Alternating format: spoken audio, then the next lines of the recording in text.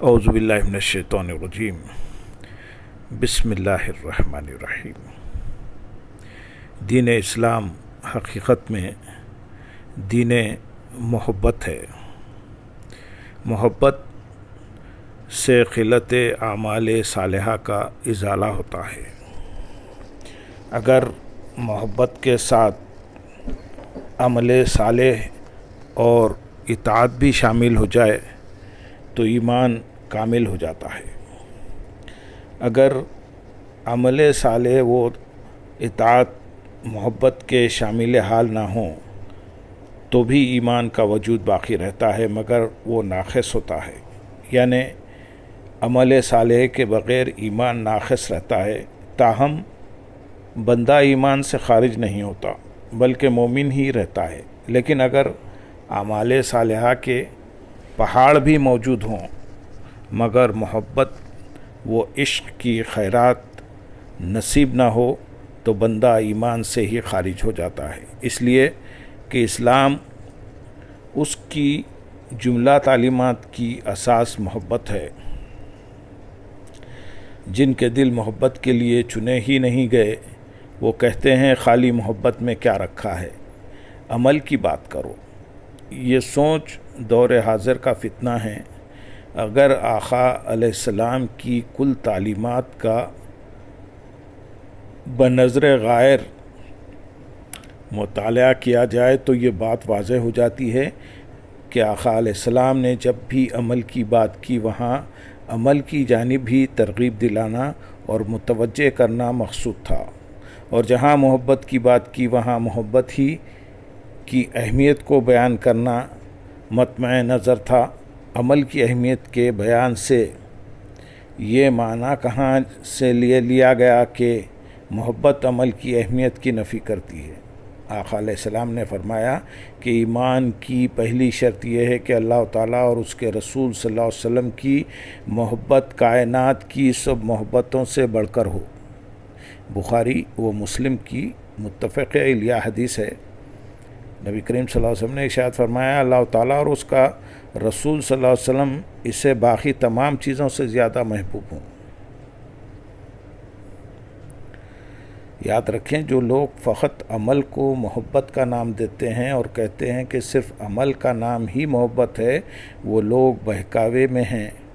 محبت کے کمال کے لیے اگرچہ عمل لازم ہے مگر عمل عین محبت نہیں ہے، بلکہ عمل شرط محبت اور تقاضائے محبت ہے۔ عمل واجبات محبت میں سے ہے، مکملات محبت میں سے ہے، مگر محبت اور چیز ہے جس کا تعلق دل کی دنیا سے ہے، جبکہ عمل اور چیز ہے۔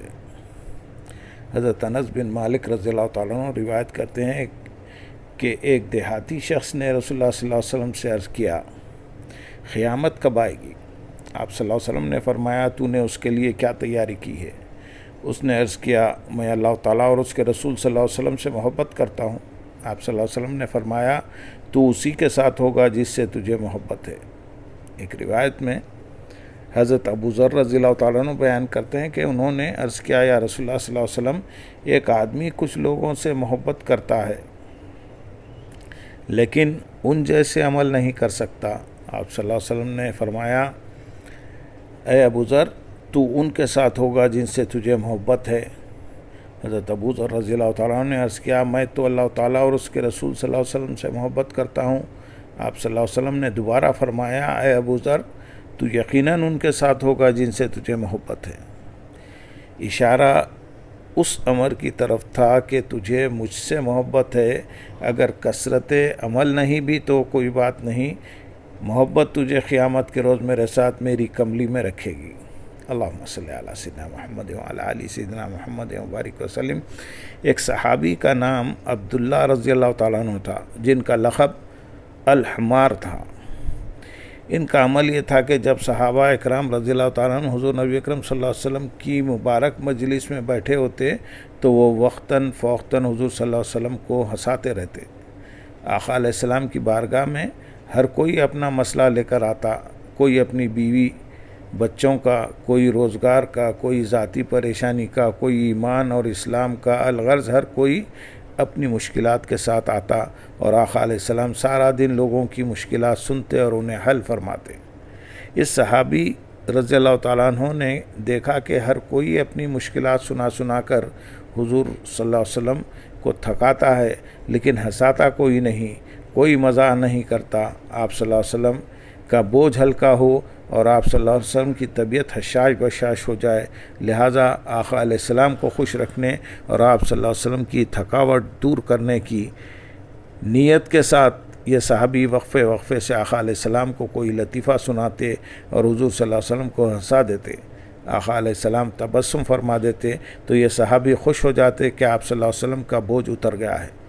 اس صحابی رضی اللہ تعالیٰ عنہ کی محبت کی کیفیت یہ تھی کہ حضور صلی اللہ علیہ وسلم کو خوش رکھتے تھے۔ اس صحابی سے کوئی گناہ سرزد ہو گیا جس کی سزا کے طور پر ان پر حد جاری ہوئی۔ کچھ عرصے بعد پھر گناہ کا مرتکب ہوا اور حد جاری ہوئی، لیکن بشری تقاضوں کے باعث وہ اپنے گناہ والی عادت سے چھٹکارا نہ پا سکے۔ ایک دفعہ صحابہ اکرام رضی اللہ تعالیٰ عنہ مسجد نبوی میں بیٹھے ان کا ذکر کر رہے تھے اور ان پر لعنت بھیج رہے تھے کہ آقا علیہ السلام نے اس کو کئی بار سزا دی لیکن وہ پھر بھی باز نہیں آتا۔ جب اس پر لعنت بھیجنے کی آواز حضور صلی اللہ علیہ وسلم نے سنی تو آقا علیہ السلام تیزی سے باہر تشریف لے آئے اور فرمایا اس پر لعنت نہ کرو، بخدا میں جانتا ہوں کہ یہ اللہ اور اس کے رسول صلی اللہ علیہ وسلم سے محبت رکھتا ہے۔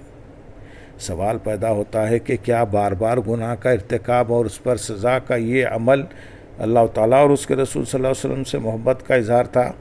صاف ظاہر ہے کہ نہیں، ہرگز نہیں۔ تو پھر سوال پیدا ہوتا ہے کہ وہ کون سا عمل تھا جس نے اعمال میں کمی اور گناہوں کے بار بار ارتکاب کو بھی ڈھانپ لیا اور اسے حضور نبی اکرم صلی اللہ علیہ وسلم نے اللہ تعالیٰ اور اس کے رسول صلی اللہ علیہ وسلم سے محبت کرنے والا قرار دیا۔ یہ اس صحابی کا حضور صلی اللہ علیہ وسلم کو ہنسانے اور ان کی طبیعت کو حشاش بشاش کرنے والا عمل محبت تھا، جس نے محبت مصطفیٰ صلی اللہ علیہ وسلم اور دین اسلام کی حقیقی روح محبت کو واضح کر دیا۔ اس حدیث مبارک سے پتہ چلا کہ اصل ایمان محبت ہے، شجر ایمان کی جڑ محبت ہے اور اعمال صالحہ، نماز، روزہ، حج، زکوٰۃ، یہ سب اس کے پھل پھول ہیں۔ اگر کسی سال درخت پہ پھول نہ بھی لگے مگر جڑ سلامت ہو، جلی ہوئی نہ ہو تو کبھی نہ کبھی پھل لگ ہی جاتا ہے، لیکن اگر جڑ جل جائے تو پھر نہ پھل لگتا ہے اور نہ درخت بچتا ہے۔